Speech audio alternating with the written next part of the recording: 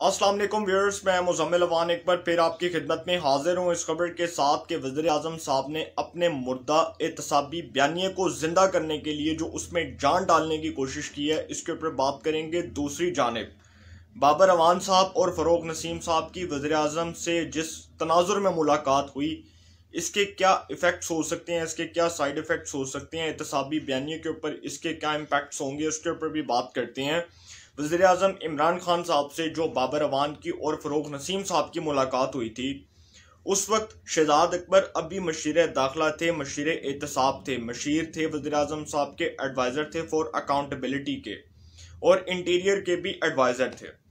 अब इस मुलाकात के अंदर जो बड़ी इंपॉर्टेंट बात हमारे तक पहुंची वो मैं आपको बताने जा रहा हूँ कि वज़ीर आज़म साहब से जो बाबर अवान साहब की और फ़रूक नसीम साहब की मुलाकात हुई थी, उसमें उन्होंने अपना एक अलग एहतसाबी नैरेटिव पेश किया, अपना एक अलग एहतसाबी बयानिया पेश किया,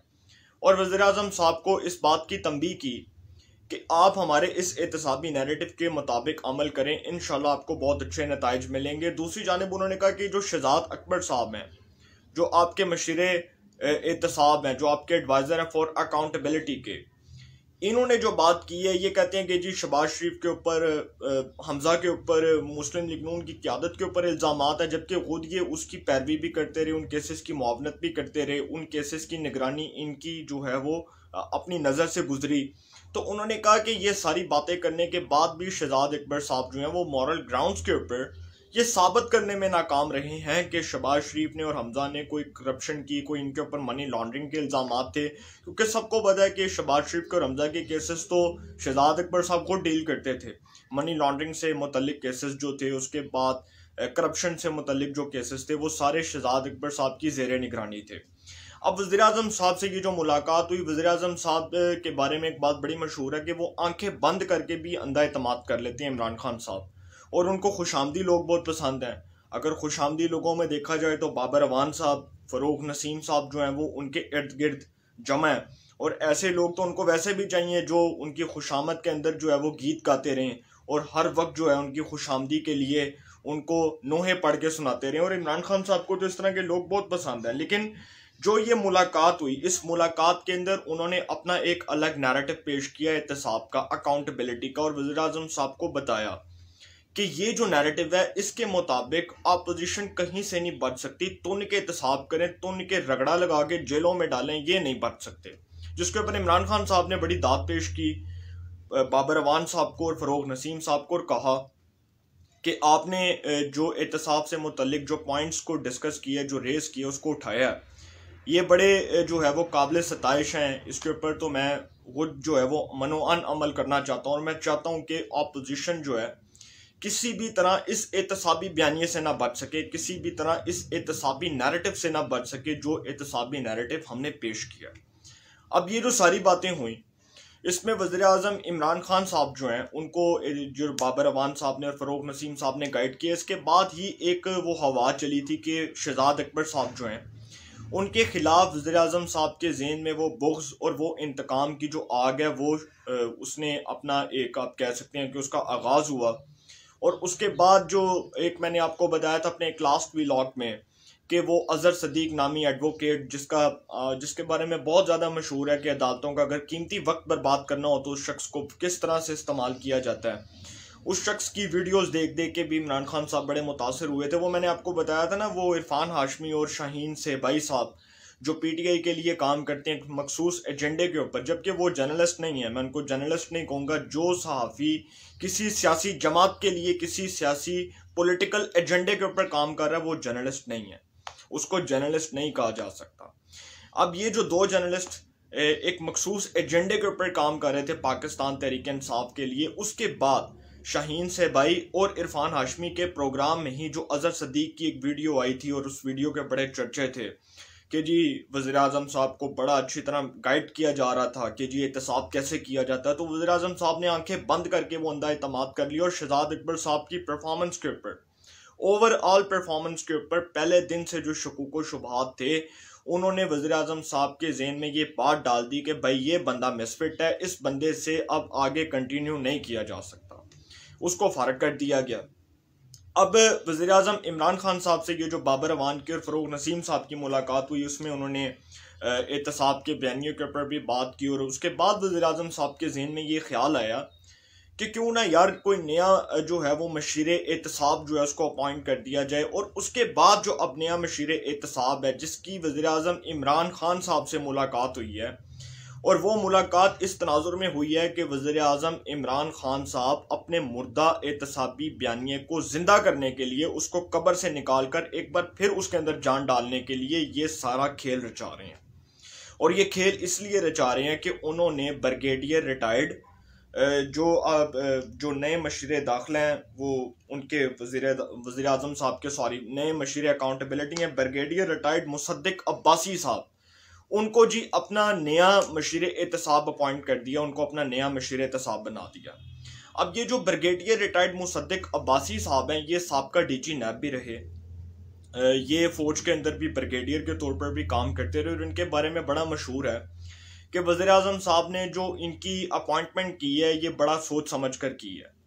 और इस हवाले से की है क्योंकि ये वही शख्स हैं, जिस तरह आप समझ लें कि जावेद इकबाल जैसा जो एक किरदार था, जो अभी तक चेयरमैन नैब हैं, जिनको आप पाकिस्तान की सियासी तारीख में सबसे मुतनाज़ा तरीन चेयरमैन नैब डिक्लेयर करें, आप एडमिरल रिटायर्ड फसी बुखारी साहब को भी भूल जाएंगे, आप वो जो हैं वो कमरुज़्ज़मान साहब को भी भूल जाएंगे, आप उसके बाद वो खालिद मकबूल साहब भी बने थे, वो जो साबका गवर्नर पंजाब थे, उसके बाद वो अमजद शुएब साहब भी बने, इस तरह के वो सैफुर रहमान साहब भी बने। जितने भी चेयरमैन नैब बने पाकिस्तान की तारीख में सबसे मुतनाज़े तरीन चेयरमैन नैब अगर देखा जाए तो वो जस्टिस रिटायर्ड जावेद इकबाल नामी शख्स है,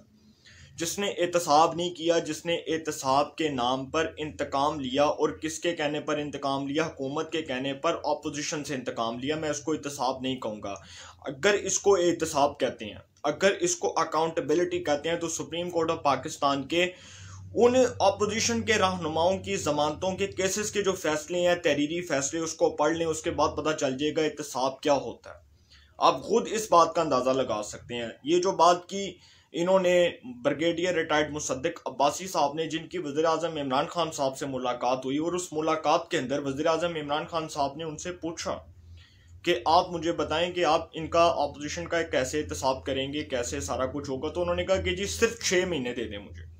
सिर्फ मुझे 6 महीने दे दें, इन 6 महीनों में मैं तुन के रगड़ा लगा दूंगा, इनको छोड़ूंगा नहीं। जो नए एडवाइज़र आए हैं अकाउंटेबिलिटी के, जो नए एडवाइज़र हैं एहतसाब के, मुसद्दिक अब्बासी साहब, ब्रिगेडियर रिटायर्ड मुसद्दिक अब्बासी साहब, जो साबका डीजी नैब भी रह चुके हैं, वज़ीर-ए-आज़म साहब ने बड़ी सोच समझ के अपॉइंटमेंट की है। और ये अपॉइंटमेंट इस तनाजुर में है कि ऑपोजिशन को किसी भी सूरत, किसी भी केस के अंदर रिलीफ नहीं मिल सकता। जेलें भरने का जो मिशन है उसको वज़ीर-ए-आज़म साहब एक बार फिर जिंदा कर रहे हैं, और यही वो जिंदा मुर्दा है, जिस जिंदा जो है वो, आप ये कह सकते हैं कि यही वो मुर्दा शख्स है कि जिसको जिंदा करने के लिए वज़ीर-ए-आज़म साहब उसमें जान डालना चाहते हैं, उसमें ताकत डालना चाहते हैं कि किसी तरह ये जिंदा हो, और इसको जिंदा करके एक बार फिर ऑपोजिशन को रगड़ा लगाया जाए, उसको तुन दिया जाए। उन्हीं केसेस के अंदर, जिन केसेस के अंदर ऑपोजिशन के ऊपर एलिगेशंस हैं, उनके रहनुमाओं के ऊपर, और उसमें जो एक लिस्ट आई ब्रिगेडियर रिटायर्ड मुसद्दिक अब्बासी साहब के ऊपर, उसमें तो वज़ीर-ए-आज़म साहब ने कहा कि ये राना सनाउल्लाह, शाहिद खान अब्बासी, मरियम, हमजा, नवाज शरीफ, शहबाज शरीफ, सलमान शहबाज, उसके बाद नवाज शरीफ साहब के साहिबजादे, इनको नहीं छोड़ना, इसहाक डार को नहीं छोड़ना, इनको तुन के जो है ना, इनका एहतसाब करना है। जो मर्जी हो जाए, अदालतों का कानून जाए बाढ़ में, इदारों का कानून जाए बाढ़ में, आपने एहतसाब करना है, तुन के करना है। वो कहते हैं ना कि कानून वज़ीर-ए-आज़म साहब की नज़र में बाढ़ में जाए, innocent until proven guilty, innocent until proven guilty. जब तक अदालत से किसी को भी सजा ना हो जाए, तो मुजरिम जो है, मुलजिम को मुजरिम और मुजरिम को मुलजिम डिक्लेयर नहीं किया जा सकता। जब तक किसी को अदालत से सजा नहीं होती, तो मुजरिम को मुलजिम और मुलजिम को मुजरिम डिक्लेयर नहीं किया जा सकता, जब तक अदालत के फैसले से ये पता नहीं चल जाता कि भाई ये जो शख्स है कसूरवार है, ये शख्स बेकसूर है। इसलिए मैंने ये बात की कि इनोसेंट अंटिल प्रूवन गिल्टी। अब वज़ीर-ए-आज़म साहब ने यह फैसला करना है कि ब्रिगेडियर मुसद्दिक अब्बासी साहब से जो उन्होंने पूछा, उसके बाद उन्होंने 6 महीने का टाइम दिया कि जी 6 महीनों के अंदर अंदर जो है ना ये नहीं बचते। और वज़ीर-ए-आज़म साहब ने एक और बड़ी इंपॉर्टेंट बात की कि जो 23 मार्च को अपोजिशन का पाकिस्तान डेमोक्रेटिक मूवमेंट का जो अपोजिशन का लॉन्ग मार्च होने जा रहा है, उस हवाले से वज़ीर-ए-आज़म साहब ने ब्रिगेडियर रिटायर्ड मुसद्दिक अब्बासी साहब को कहा कि जी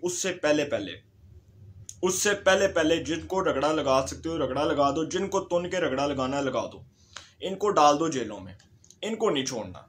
अब ब्रिगेडियर रिटायर्ड मुसद्दिक अब्बासी साहब के ज़िम्मे ये ड्यूटी लगा दी गई है और उनको कहा गया कि जी 23 मार्च की जो डेडलाइन दी गई है इससे पहले जिसको जेल में डाल सकते हो डाल दो। उन्होंने कहा कि जी ठीक है। उन्होंने वज़ीर-ए-आज़म साहब के सामने अपना प्लान पेश किया मुसद्दिक अब्बासी साहब ने। उसमें उन्होंने बताया कि जी ये वो लिस्ट है, ये वो कार्रवाई है, ये वो सारा जो है मैंने प्लान बनाया है, इसके मुताबिक मैं काम करूंगा। जैसी आप मुझे हदायत देंगे उन्हीं हदायत के ऊपर मुकम्मल अमल दरामद होगा। मुकम्मल अमल दरामद करने के साथ साथ ये नहीं बचेंगे, इसको पहले जेल में डाला जाएगा, इसको बाद में डाला जाएगा, इसके केस को तेज़ किया जाएगा। ये वही होगा कि अब इस मुल्क में जिस तरह आप पहले बात करते थे, मैं और आप बात करते रहे हैं, हम सब ने बल्कि बात की हम सब दोस्तों ने, कि पहले तो नैब के ऊपर जी लोग कहते थे कि जी नैब एक बड़ा काबिल एतबार इदारा है, नैब जो एहतसाब करेगा। अब नैब की ज़रूरत नहीं है, अब सुप्रीम कोर्ट ऑफ पाकिस्तान की ज़रूरत नहीं है। अब वज़ीर-ए-आज़म साहब अपनी एक एहतसाबी अदालत लगाकर बैठ चुकी हैं और उसी एहतसाबी अदालत में अब वो ये साबित करेंगे कि किसी तरह जिस तरह मेरे एहतसाबी बयानियों को बड़ी मुश्किल से जो है वो एक पजीराई मिली थी, जिसके बाद उसको धचका लगा, अब उस एहतसाबी बयानिए को ज़िंदा करना चाहेंगे और दिखाएंगे आवाम को कि जी देखो जी मैं कितना जो है वो साफ़ और नीट एंड क्लीन हुक्मरान हूँ कि मैंने इन अपोजिशन के रहनुमाओं को नहीं छोड़ा जिन्होंने मुल्क और कौम का पैसा खाया, जबकि उनके अपने इर्द गिर्द आटा चोर, चीनी चोर, अद्वियात चोर, गैस चोर उनके इर्द गिर्द बैठे हुए हैं। तो उनका एहतसाब तो नहीं हुआ। अब ब्रिगेडियर मुसद्दिक अब्बासी साहब जिनको उन्होंने अपना मशीरे एहतसाब बनाया, एडवाइज़र फॉर द अकाउंटेबिलिटी बनाया, बहुत अच्छा होता वज़ीर-ए-आज़म साहब उनको चेयरमैन नैब लगा देते।